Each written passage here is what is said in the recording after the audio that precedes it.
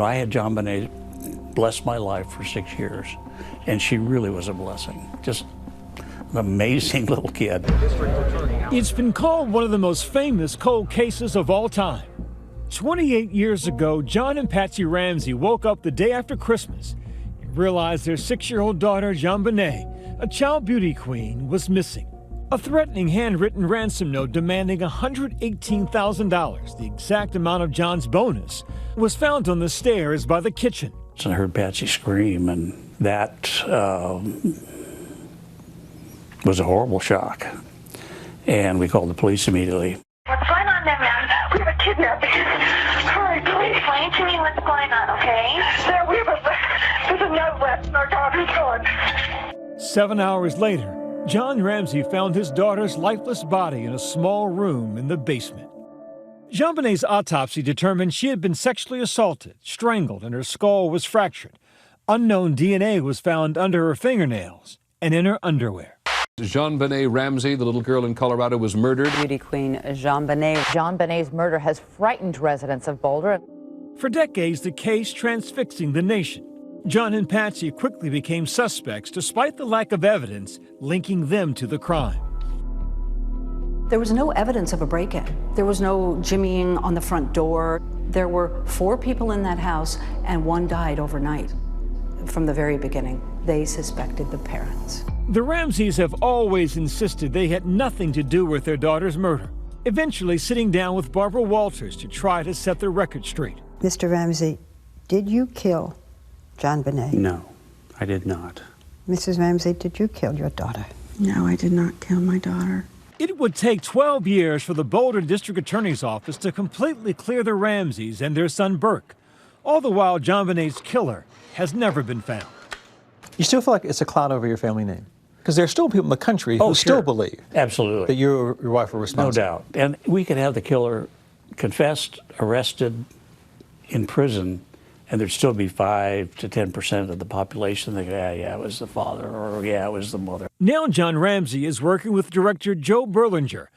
Someone killed this 6-year-old child. On a new docuseries streaming on Netflix, Cold Case, Who Killed JonBenét Ramsey? You have to go deeper. You have to sort the DNA we have today and make more sense of it. We think the crime can be solved. We want to pressure the Boulder police to test DNA. JonBenét's blood was mixed with a foreign DNA. We need to separate out those 2 profiles, which can be done now. John Ramsey is confident that advances in DNA technology can find his daughter's killer. There's been a number of old cold cases solved using this genealogy research. Let's do a reverse family tree and see if he had a relative living in Boulder in 1996. That's what we're asking the police to do. The Boulder Police Department told Nightline in a statement, "We are committed to following up on every lead, and we are continuing to work with DNA experts and our law enforcement partners around the country until this tragic case is solved. This investigation will always be a priority for the Boulder Police Department." The docuseries re-examines the early days of the investigation. Is it fair to question the Boulder Police Department's experience, ability to investigate a homicide of this kind? I don't think so. Just because you have 1 homicide in a year, I think is actually a sign of remarkable strength in a community. That lack of experience procedurally created a lot of problems in the crime scene. I remember covering this story as a younger journalist. There was no more important story in the country than the disappearance and the death of your daughter. With all that attention, all that scrutiny, why hasn't this crime been solved? One simple reason: the police have refused help that was offered, and it could have helped. They had no experience didn't have a homicide department. You have a small town police force that gets a crime that they're not used to. This was the first murder in Boulder that year, and it was December 26. So they don't have a lot of murders, particularly where a little girl is tortured to death. From the beginning, there were questions about how the police handled the investigation. There was a group of police investigators that had gathered at the Boulder Police Department that morning. When the word came in that JonBenét's body had been found, a person inside that meeting told me that one investigator hissed in kind of an undertone and a whisper to another one, "I knew it. They killed their daughter." So early on, they locked into this crazy idea that the parents were responsible. They get tunnel vision. So then they're not looking to investigate all possibilities. Like a similar case where a young girl around JonBenét's age was assaulted at her home. Sometime in the late hours, Mom hears a noise going on. And she grabbed, I believe, pepper spray and went down the hall. And there was, in fact, an intruder in her daughter's bedroom preparing to molest her. That person has never been identified. It subsequently came to light that that girl had attended the same dance studio as JonBenét. Are the two cases connected? I don't know. It's just absolutely insane to think that the parents were involved as opposed to a pedophile who enjoys this kind of thing. Also under scrutiny, the crime scene itself. And in a crime scene, particularly one as contaminated as this, is problematic. People were streaming through that house. They were in the kitchen, they were in the living room. There were some friends of Patsy's that were helping her wipe up the kitchen.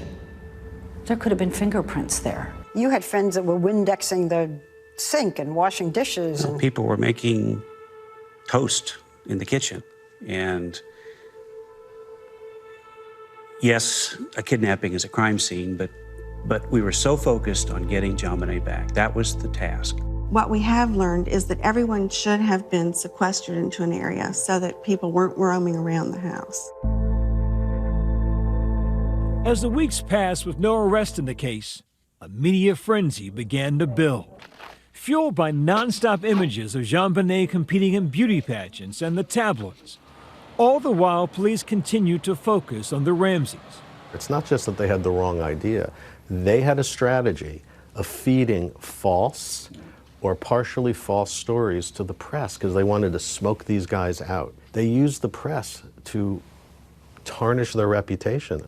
After their names were cleared, a number of suspects surfaced, including one man, John Mark Carr, who confessed to the killing in 2006. I love JonBenét, and she died accidentally. His DNA did not come back as a match, so he was never charged. The case remains open. Do you think you know who the killer is? You know, no, I don't. And this is a very dark, evil person. I don't know anybody like that. Until the day we die, we'll be looking for the person that murdered our daughter. Patsy Ramsey died from ovarian cancer in 2006. But despite the loss of his wife and JonBenét, John remains steadfast. Did you ever think about hurting yourself after she died? Well, yeah.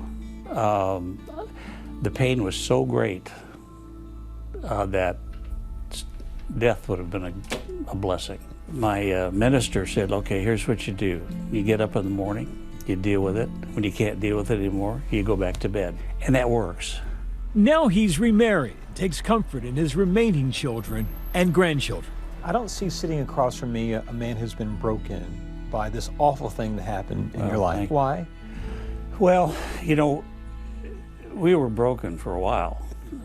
And really what got us up off the floor was the realization we have 3 other children that need us now to be strong parents more than ever. I won't get over the loss of my child, but I'm moving ahead.